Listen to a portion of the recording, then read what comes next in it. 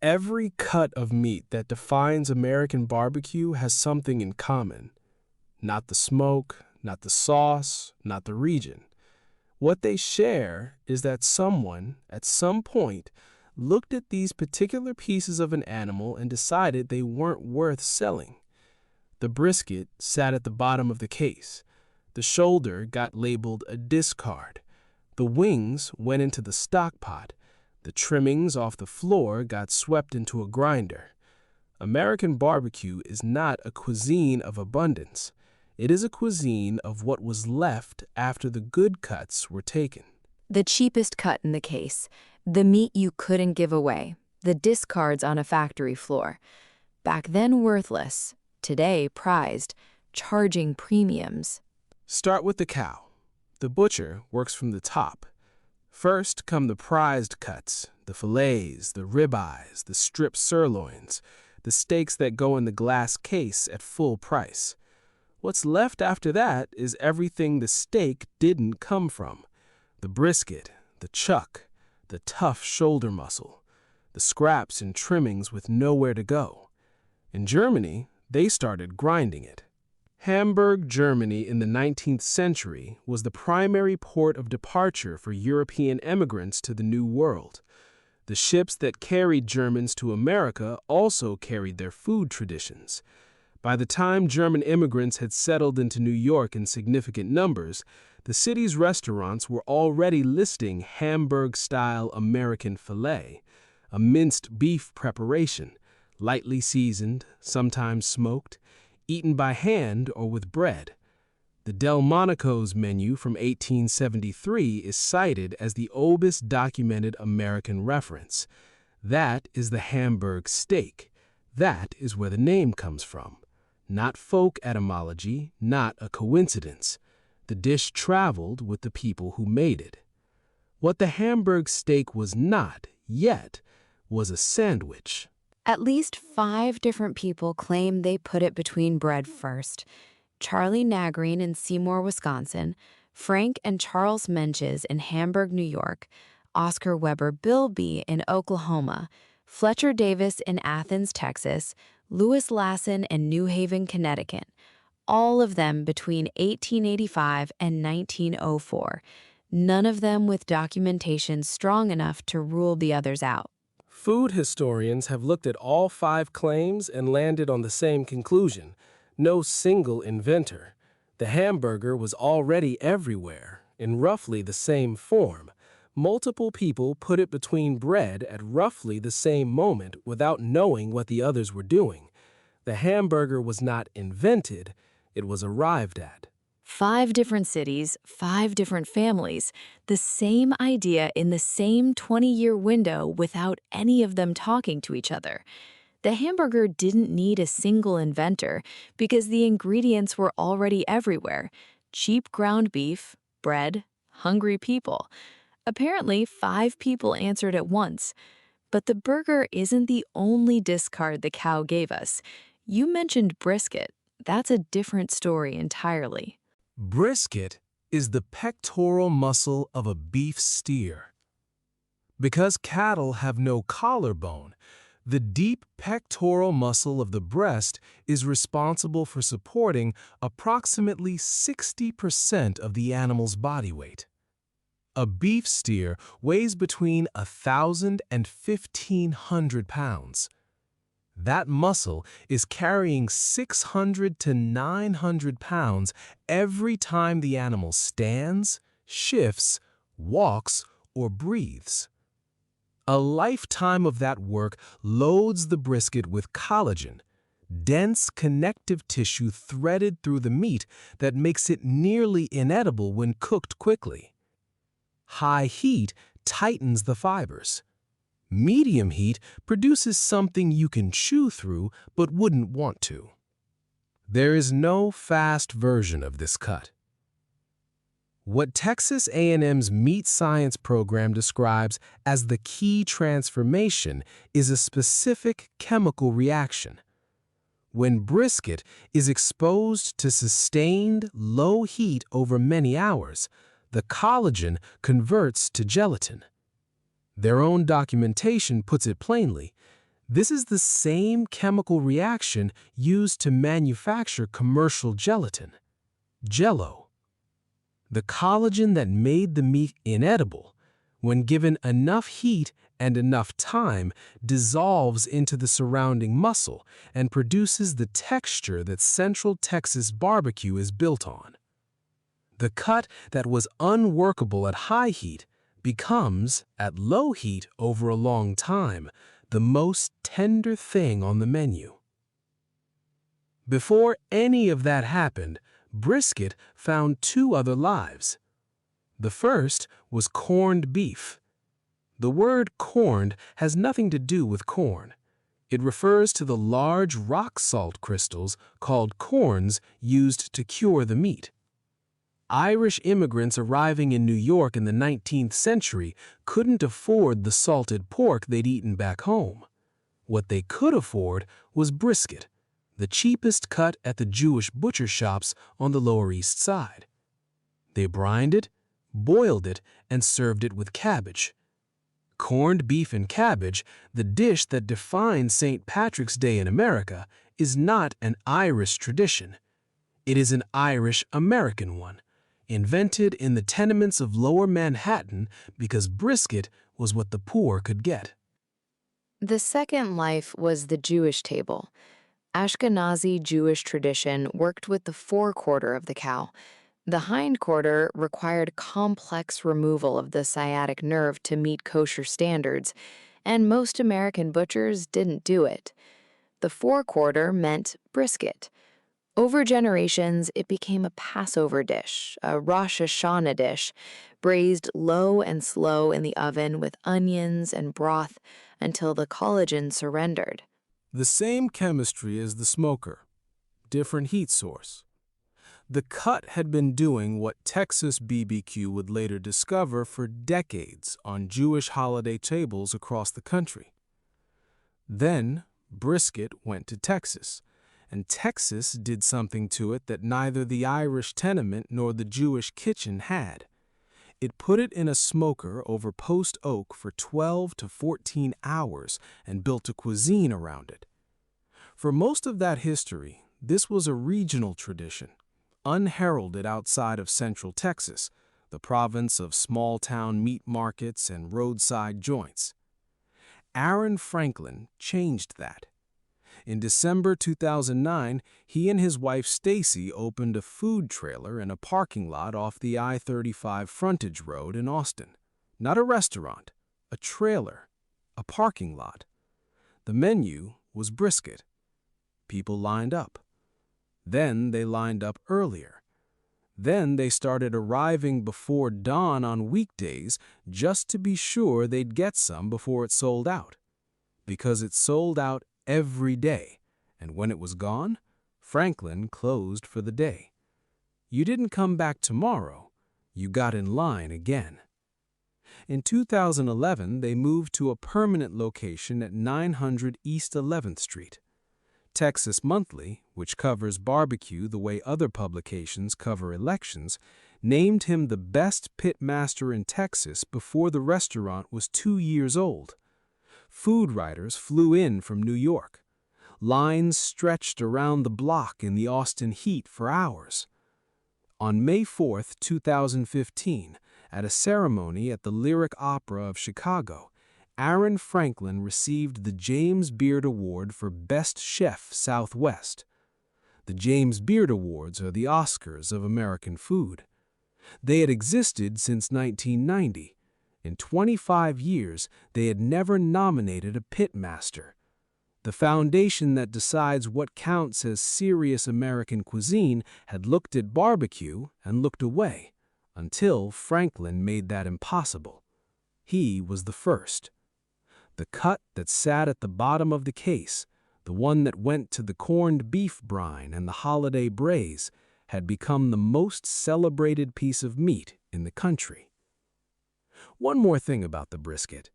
It is actually two muscles in one cut. The flat, lean, uniform in thickness, what you see sliced on the board at any Texas pit, and the point, the fattier end that sits on top, heavily marbled, richer than the flat in every way. When the point comes out of the smoker, it gets cubed into what Kansas City BBQ calls burnt ends. The name tells you everything about where they started. They were the blackened, misshapen chunks from the tip of the brisket, too charred, too fatty, too ugly to put on a plate. Kansas City barbecue joints used to hand them out free at the counter, give them to people standing in line just to have something to do with them. Now, burnt ends are a premium menu item. They're often the first thing to sell out. The scrap inside the discard, twice thrown away, twice rescued. The cow gave us two solutions to the same problem. The burger hides it. Grind the tough cut fine enough and you don't know what you're eating. The brisket does the opposite. You know exactly what it is. You just have to wait 12 hours to eat it. Same animal, same undesirable starting point. Two completely different answers. Now move to the pig, specifically to the shoulder, a cut known across American barbecue as the Boston butt. The name is a trap. Butt implies the rear of the animal. The Boston butt is not from the rear. It is from the front shoulder, a muscle that works constantly and accumulates the same collagen load as the brisket for the same reason. Pigs, like cattle, walk. The shoulder carries the work. It is a tidy story. It also did not survive verification. What we actually know is that the term Boston butt appears in print for the first time in 1915 in a trade publication called Hotel Monthly. Merriam-Webster records 1915 as its first known use. Where the name came from before that is genuinely unknown. Someone wrote it down in 1915 and it became the name. The explanation everyone gives is a story someone told later. What is not a story is what happens to the shoulder when you cook it low and slow. The same collagen mechanism that transforms brisket operates here. The muscle fibers and connective tissue break down over 12 to 14 hours of sustained heat until the meat loses its structural integrity entirely, until you can pull it apart with your hands. Pulled pork is not a technique applied to the shoulder. Pulled pork is what the shoulder becomes when you give it enough time. The cut defines the method. A shoulder became a butt became pulled pork. The barrel story didn't hold up. The name is wrong, the meat is something else entirely. You pull it apart with your hands, no knife needed. Sometimes the story behind the name doesn't survive. What you made with it does. Now move to the chicken. Specifically to the part of the chicken that the industry spent decades treating as waste. Through the mid-20th century, the American chicken industry was optimizing for one thing: breast meat. The USDA's Chicken of the Tomorrow contests, run between 1946 and 1951 in partnership with the A&P grocery chain, explicitly selected for broad-breasted birds, birds that delivered the maximum ratio of white meat to total weight. The wing is the furthest thing from the breast. It has the worst meat-to-bone ratio on the bird. It went into stock pots. It went into pet food. Before the 1960s, chicken wings were what you did with what you had left. The wing's first major American moment had nothing to do with a smoker. The canonical origin is the Anchor Bar in Buffalo, New York, around 1964. Teresa Bellissimo, a pile of wings nobody wanted, deep-fried and tossed in hot sauce with butter. Not smoked, fried. Buffalo wings are bar food, not barbecue. But even within that story, the details split. Frank Bellissimo described a wrong shipment arriving, wings instead of the backs and necks they'd ordered for stock. Domenico Bellissimo described his mother making an impromptu late-night snack for friends.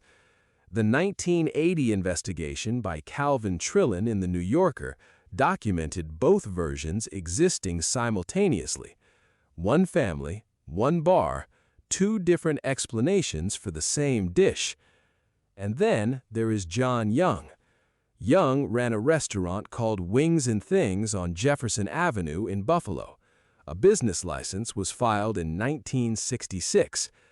In an interview with the Courier Express in 1981, Young stated he was selling 5,000 pounds of wings a week as early as 1962, 2 years before the Anchor Bar's claimed invention date.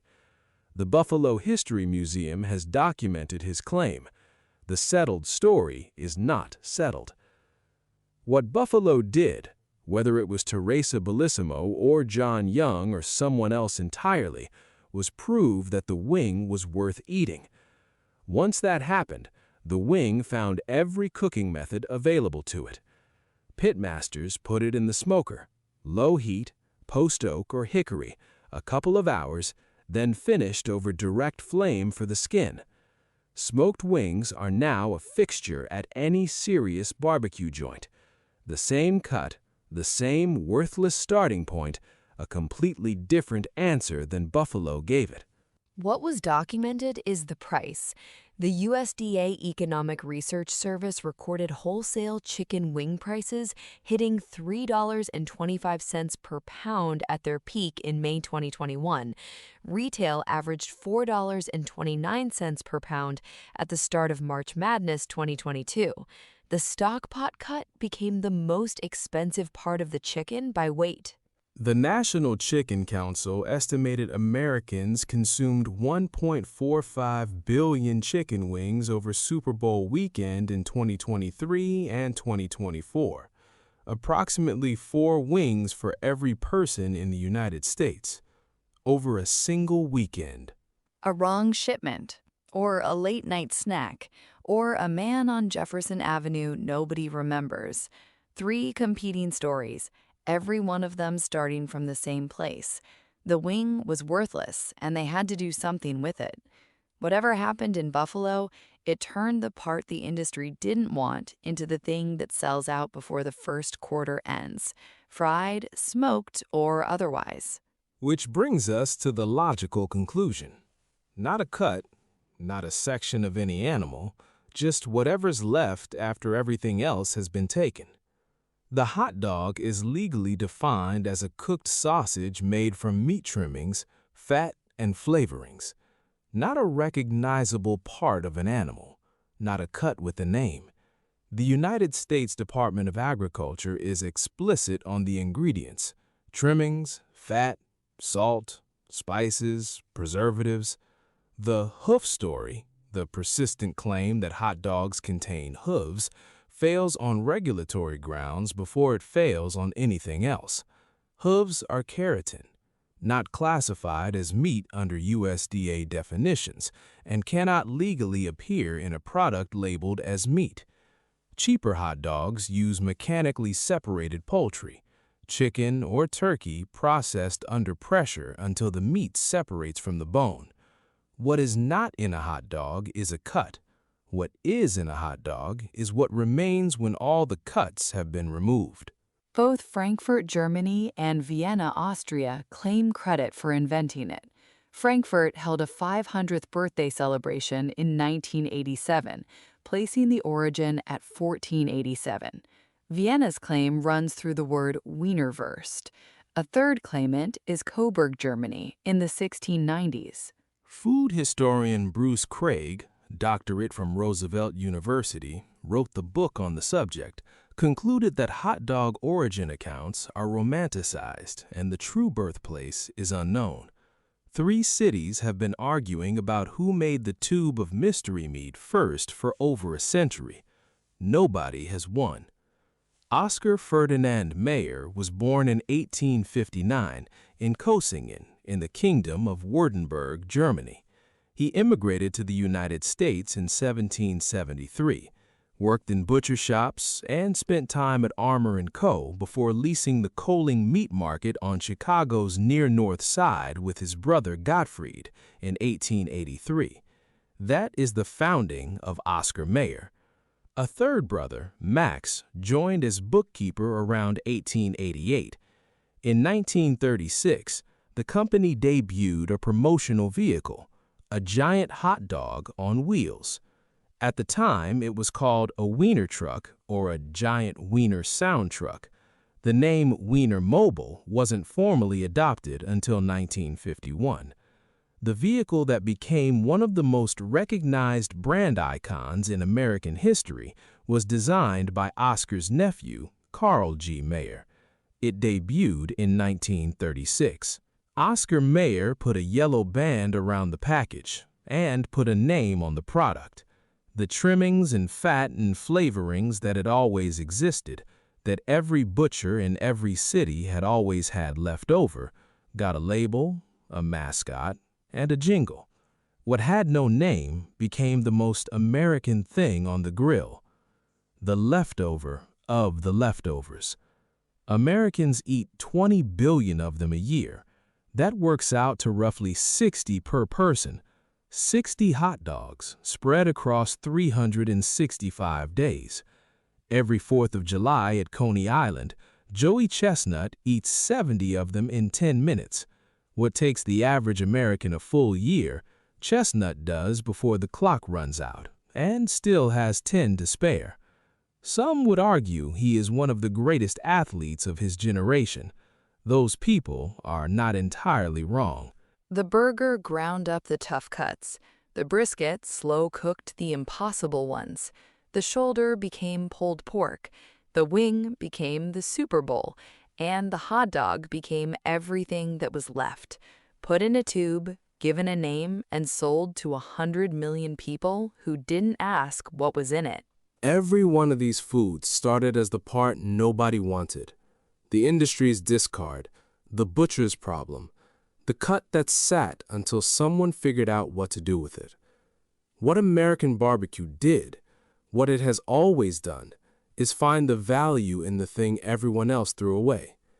The smoke is the method. The discard is the tradition. This is Pulse, Origins, produced by Singularity Pulse Network. Views expressed are our own. New episodes every Sunday. Follow us on @ThePulseSPN on X, the Everything app. I'm Caden. The Pulse Brief is every weekday, 10 minutes. AI, space, crypto, cybersecurity, what matters most today? Find it wherever you listen. I'm Knox. Every Saturday on Pulse Deep Dive, one story told in acts.